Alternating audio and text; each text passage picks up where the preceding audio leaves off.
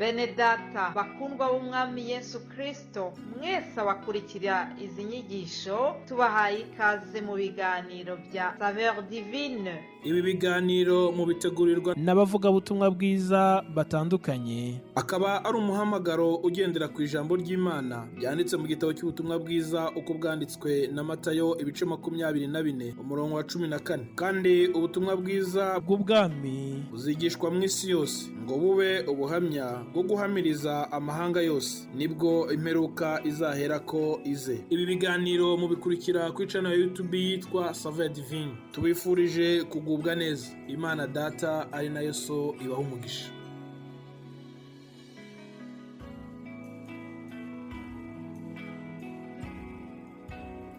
Yesu ashimwe cyane. Shalom shalom.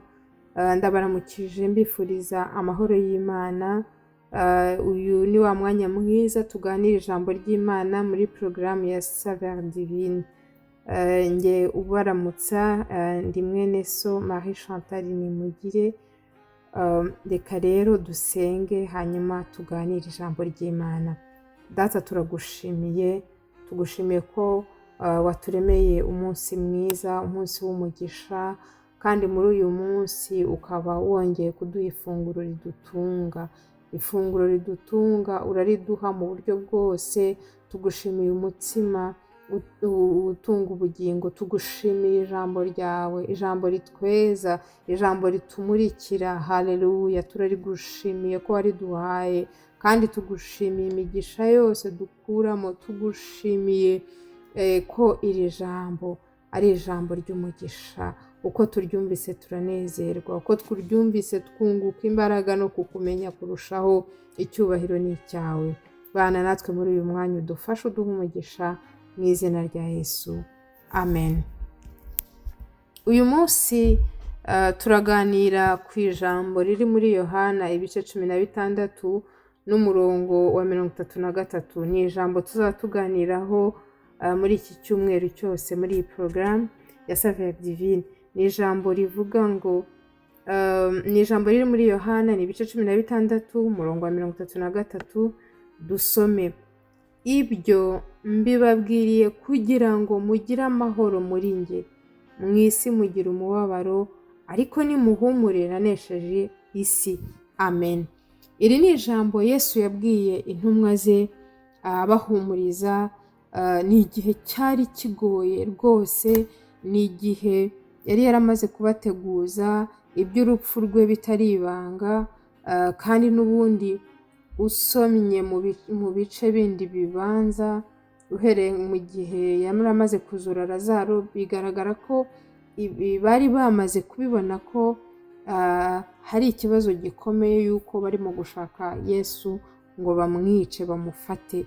Guhera rero icyo gihe Yesu yagiye abateguza, yagiye ababwira amagambo y'ihumure, ariko ntanabahishe rwose, akaberurira akababwira ibigiye kumubaho, kugira ngo nibiba ntibazacika umutima, ntibazacika intege ngo bagire ngo birarangiye, ahubwo akabamenyesha ko hari umurimo wundi uhari, hari uko bizagenda, hari amakuru atangaje batamenyereye ariko bazabona. Haleluya. Ndanezerwa cyane iyo nsomye ijambo ry'Imana, nkumva uburyo Yesu yaganiraga n'intumwa ze, uburyo yarabacyahaga igihe cyo kubacyaha kenshi nk'iyo baga bagize kwizera guke. Yarabigishaga, yabahaga umwanya wo kongera kubasobanurira ibintu byinshi yabaga yavuze mu migani, akabasobanurira. Yababazaga ibibazo bakamusubiza, yarabatumaga, yabanaga nabo umunsi ku wundi, ariko ukabona ko harimo umutima w'urukundo ukomeye, ikindi no kubategura. Amen. Yesu ni umwigisha, Yesu ni umwami mwiza. Nuko rero iki gihe arabitegereza, arabareba. Ku mirongo ibanza Yesu yarabibonaga ko igihe kigeze agiye gufatwa ngo abambwe, kandi akabibona uburyo bagiye gutandukana, uburyo intumwa nazo zigiye mu kinyarwanda avuga ngo gukwira imishwaro nazo zigatandukana, nazo zigacikamo igikuba. urumva batwaye umwami ntabwo byari byoroshye, ariko kuko yari abazi, ndabikunda, nkunda Imana kuko nkunda Yesu, nkunda Imana kuko bazi uko umuntu ameze. Yesu yarabizi neza ko intumwa zimukunda, zaramukurikiye, zasize ibyazo, ariko yaranabizi ibihe bikomeye zigiye gucamo. Afata iri jambo araribabwira, arababwira ngo mugire amahoro, hari amakuru mbabwiye, hari ibintu mbabwiye, hari amabanga mbibiye y'ibintu ab'isi batazi birimo kuba, ariko mwebwe ndashaka kubibabwira kugira ngo amahoro yanjye abagwiriye muri mwe, kugira ngo ntimugire ngo imyaka mwamaze munkurikira, imirimo yose twakoranye birangiriye aha.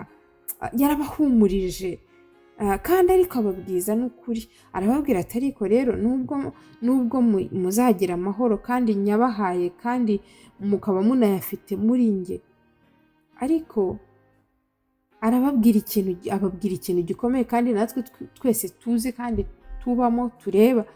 Arababwira ngo mu isi mugira umubabaro, mu isi mugira umubabaro.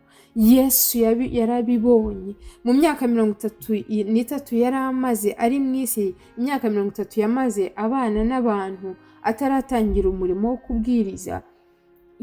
Yabonye byose, yabonye uburyo abantu barengana, yabonye abafarisayo, yabonye abantu abapolitisiyen, yabonye ibibazo mu miryango, yabonye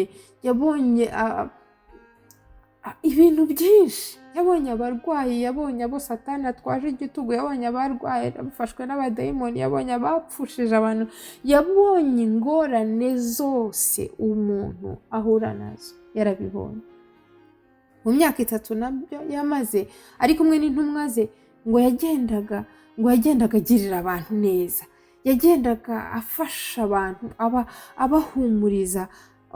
Nubwo iyo mibabaro mu isi hari, ariko akabakiza, akabaha ijambo ry'ubwami bw'Imana, akababwira urukundo rw'Imana, akababwira uburyo Imana ibakunda, akababwira ijuru, akababwira ibyo kwihana ibyaha kugira ngo bongere kugirana ubusabane na Data. Yakoze umurimo mwiza, ngo akagenda abohora abo Satani yatwaje igitugu. Yakoze umurimo mwiza umwami wacu, ariko ahangaha by'umwihariko yari arimo kubwira intumwa abazasigara mu cyimbo cye kugira ngo abibutse ngo hari amahoro. Nubwo mu isi byaba birimo gucika, nubwo mwamurimo kurenganywa, hari naho yabibabwiye ngo bazabaca no mu masinagoge, bazabirukana no mu nsengero, bazabirukana no mu midugudu, bazabarenganya, bazabica, bazabagirira nabi. Mu bice bibanza yaranababwiye ngo niba barandenganyije, niba baranyanze, ndi umwami wanyu, namwe bazabanga. Bivuga ngo yarabateguje ko ari uko biri kandi ariko bizagenda. Ariko arababwira ngo mbahaye amahoro yanjye.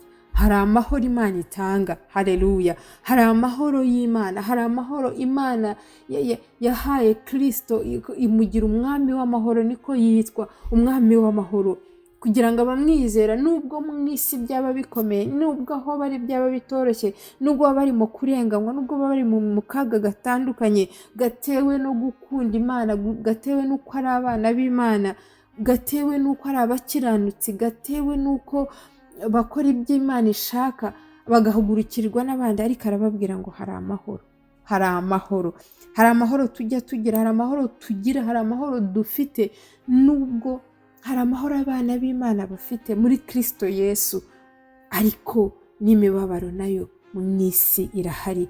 Ariko haziho ijambo ry'ihumure ritubwira ngo niduhumure kuko umwami wacu yanesheje isi, haleluya.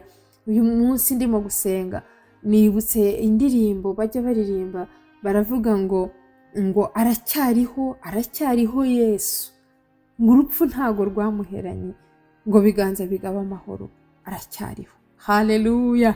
Nubwo yapfuye agaca no mu rupfu, ikindi cyago kiri mu isi cyitwa urupfu, ariko ntirwashoboye kumuherana. Yarazutse kandi yatanze isezerano ngo nzagumana namwe. Yatanze isezerano ry'umufasha, umwuka wera. Hari naho yababwiye ati nubwo ari byiza cyane ko ngumana namwe kandi mukunze cyane, abwira intumwa ko tugumana, ariko arababwira ngo ikirushijeho kuba cyiza ni uko ngenda, kugira ngo umufasha abone uko aza.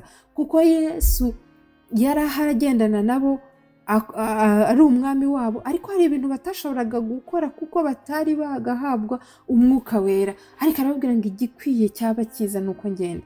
Iyo usomye muri ibi bice 16, 17, hari naho usanga abaha isezerano akababwira ngo data arabakunda kuko mwankunze mukanyizera kandi mukizera ko navuye kuri data. Akanababwira ngo azajya abasabira. Haleluya!